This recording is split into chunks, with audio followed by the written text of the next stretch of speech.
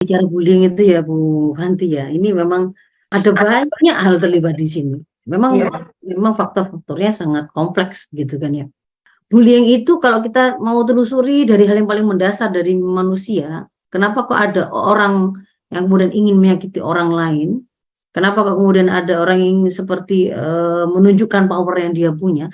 Karena manusia itu memang secara fitrahnya dia itu punya yang namanya naluri mempertahankan eksistensi diri, ya, atau ghorizatul baqa.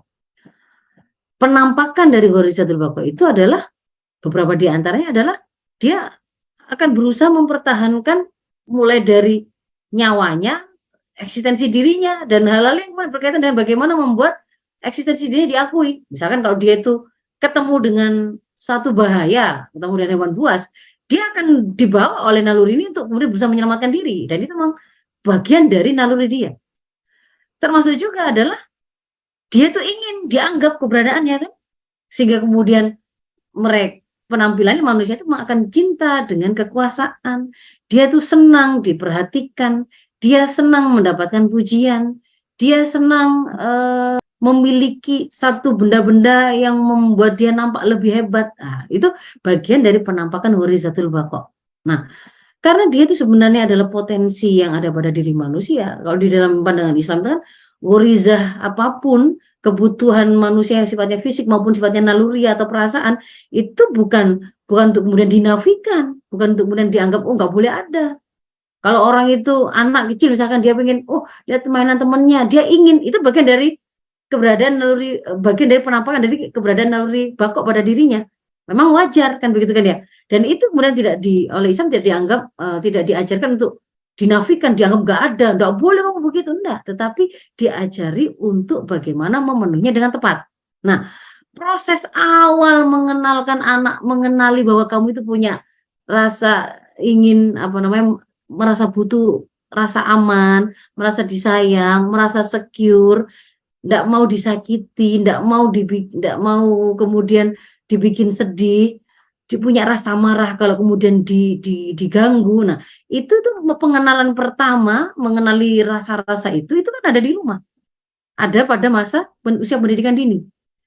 Jadi awal ketika kemudian kita menginginkan anak kita itu supaya tidak menjadi korban bullying dan juga pelaku bullying, maka pertama kali itu adalah berikan apa yang menjadi hak-hak anak itu sesuai dengan tumbuh kembangnya. Di antaranya adalah pengajaran bagaimana mengenali semua macam-macam naluri dan penampakan-penampakan dari naluri tersebut, anak itu mengenalinya dan bagaimana memenuhinya.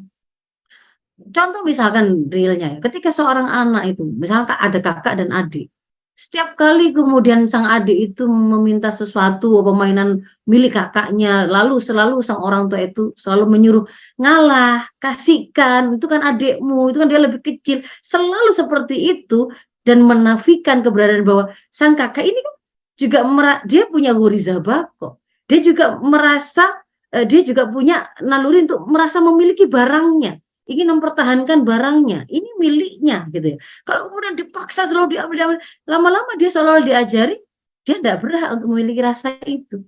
Dia tidak berhak untuk mempertahankan miliknya, mempertahankan apa yang dia inginkan. Dia tidak boleh mengungkapkan, sebenarnya saya tidak setuju, misalnya begitu ya. Kalau anak tidak pernah didengar, kalau anak tidak pernah diberi kesempatan untuk berbicara, maka dia juga tidak akan, dia seolah-olah kita didik bahwa dia nggak layak bicara, sudah diem saja. Kamu itu bukan siapa-siapa, nggak dianggap, nah begitu ya. Kalau seorang anak itu juga dibesarkan dengan hanya hardikan, celaan, hinaan, dikecilkan, dikerdilkan, diremehkan, dia juga nggak akan memiliki self esteem, nggak memiliki apa, kepercayaan diri, juga memiliki harga diri yang membuat dia bahwa dia itu berharga. Nggak boleh orang lain itu menghina saya seenaknya, bahkan kemudian memperlakukan saya dengan tidak layak atau kemudian menyakiti, tidak boleh. Itu saya itu seseorang yang berharga, mulia di hadapan Allah. Saya itu makhluk yang paling mulia. Nah, yang seperti ini ya, kesadaran rasa yang benar terhadap keberadaan naluri baqa dan pemenuhannya, termasuk pemberian pemahaman yang tepat, itu awalnya, dasar awalnya, warna dasar itu adalah di rumah. Maka orang tua, keluarga itu adalah tempat pertama untuk memberikan warna dasar bagaimana seorang anak itu memiliki profil yang sehat dalam hal pemenuhan nalurinya, yang tepat, yang sehat. Supaya kemudian dia nggak akhirnya menjadi anak yang rentan untuk dibully karena dia lemah gitu ya. Barangnya direbut dia diem saja. Karena dia selama ini juga disuruh ngalah gitu ya. Dia dipukuli juga dia nggak berani bilang. Kenapa? Karena setiap kali dia bilang juga nggak didengarkan oleh orang tuanya, nggak dianggap, nggak dipercaya. Pasti dianggap dia yang salah, pasti dia dianggap dia yang cengeng, kan begitu. Nah itu akan membentuk profil yang nggak tepat juga. Seorang anak yang sebaliknya, seorang anak yang selalu dimenangkan, kalau kamu mau itu sudah buat. Kalau dia misalnya nggak mau, coba apa namanya pukul. Kamu masa badanmu besar, masa kamu nggak berani kan?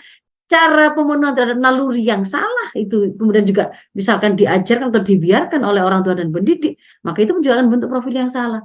Oh, mau mengambil hak milik orang lain ya, kalau caranya bagaimana? Harusnya meminjam kan begitu kan ya. Kalau enggak kemudian dipinjam oleh sang punya, maka dia harus menahan diri bahwa tidak semua keinginan dia harus terpenuhi. Ini proses meluruskan memiliki naluri yang benar dan bagaimana pemenuhan yang benar kan gitu kan ya. Jadi itu ada di awal di rumah.